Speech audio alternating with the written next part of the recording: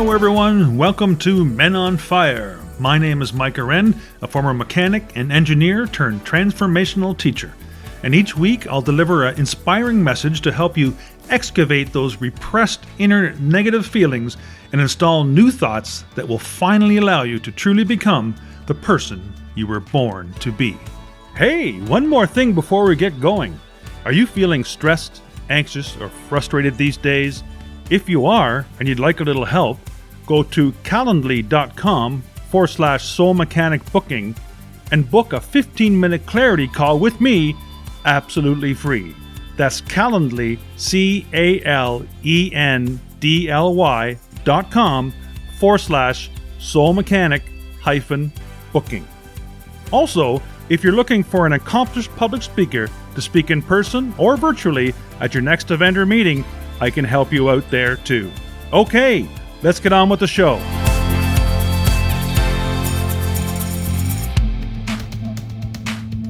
Welcome to another episode of Men on Fire on Soul Mechanic Radio.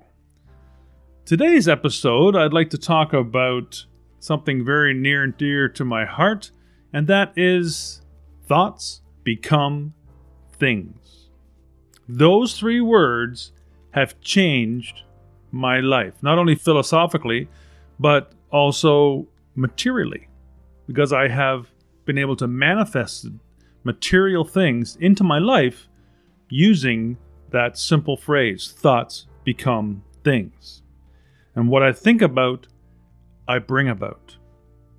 And really, if you analyze it just a little bit, you know this is true.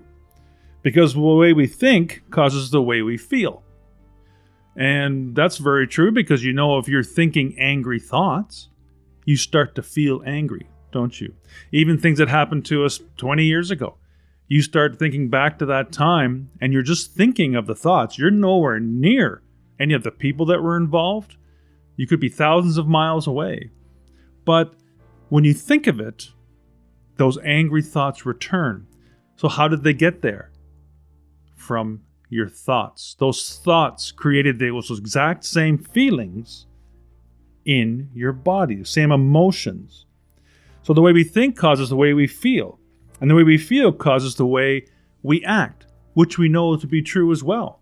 If we're very angry, we start to act out. We raise our voice. We might become very animated with our arms or whatever we're doing, walking around, trying to get our point across. Or if we're very loving and caring, it's another way that we act. And then the way I act causes the results I get in my life. So the way I act towards you when I meet you, you go, wow, that guy sucks, or he's a great guy. So that you can see that the way I think is the way I feel, and the way I feel is the way I act, and the way I act gives me the results I get in my life. Very, very simple. But some people feel they don't want to believe this because it's a little bit airy-fairy, it's a little bit woo-woo, and, I don't subscribe to those sorts of things. I need some scientific backing. I need somebody to explain this to me in a different manner. Well, today I have that for you. And some of you are probably thinking about that was all airy-fairy, but when we look at it in the mirror, when we look at ourselves in the mirror, we see a fully formed human form. Us, right? But when we really look at our cell structure, if you could look at ourselves with a microscope, what you're really made up of is over 50 trillion cells, all contained in one big cell, which basically is our skin, right? And we call that us. And all the 50 trillion cells within us have all the same features that we have. They have a skeleton, they have a brain, they have a circulatory system, a respiratory system, an elimination system, just like we do. Now, for years, scientists thought that the nucleus of the cell was the brain of the cell, and it controlled the cell's functions. But that's not true. They have now found that the brain of the cell is in the membrane, not the nucleus. So in the membrane, the outer membrane. So here's how this works. Built into that membrane, or skin of the cell, if you will, are switches. There are two types of switches: the receptor and the effector switches.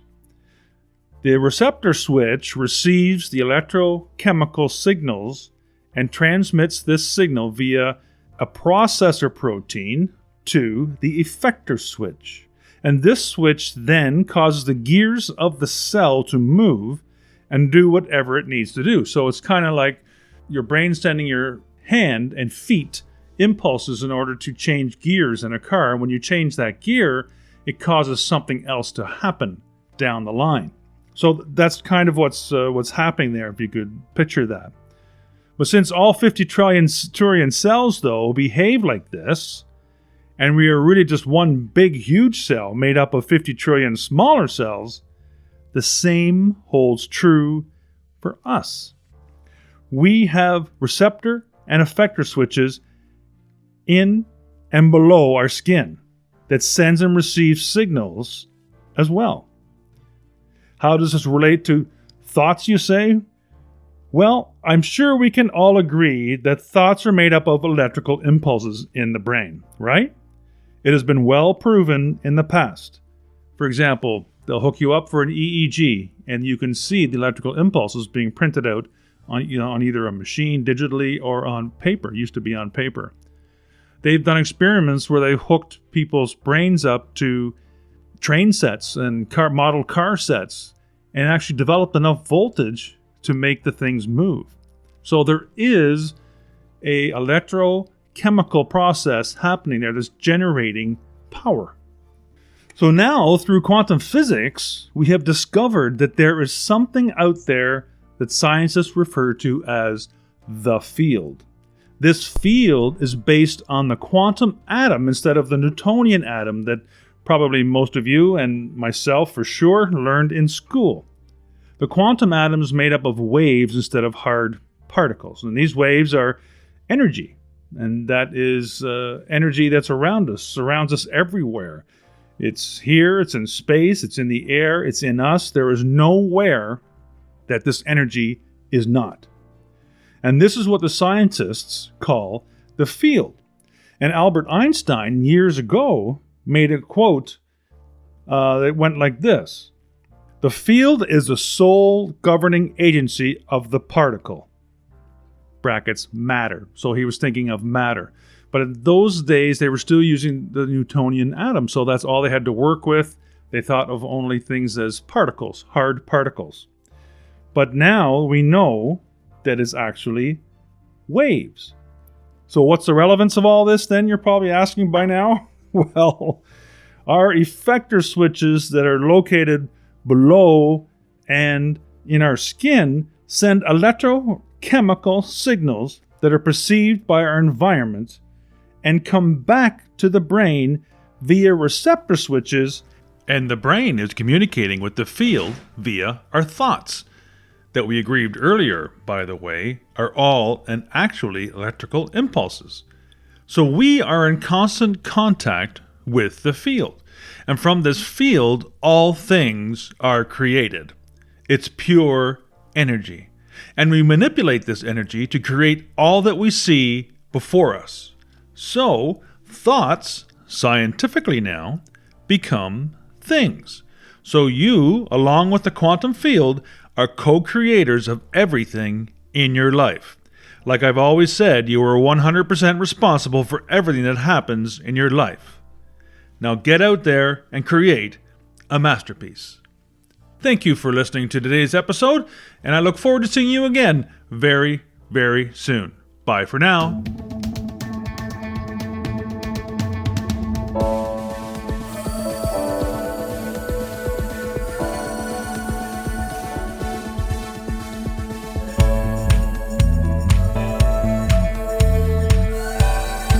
Hey, are you having trouble living the life of your dreams? Guess what? You're not the problem. It's not that you're not smart enough, deserving enough, or even hardworking enough. The problem is that you haven't yet installed the one key belief that will change everything. Want to know what it is? You're the one. That's right. You are the one. The world is waiting for you to give it that one special gift that only you possess. Want to find out more? Head to my website at micahwren.com to order my new trilogy, You're the One. The first 2 books are available together in an omnibus book with the exciting final installment of the series available soon. And while you're there, download a free ebook or 2 to help make a difference in your life today. Thank you so much for listening to today's episode. As always, keep what feels good and dump what doesn't. And remember, live without judgment, give without expectation, and love for no reason. Follow those 3 simple expressions, and you'll be well on your way to an inspirational, intentional, and successful life. Until next time, you're the one.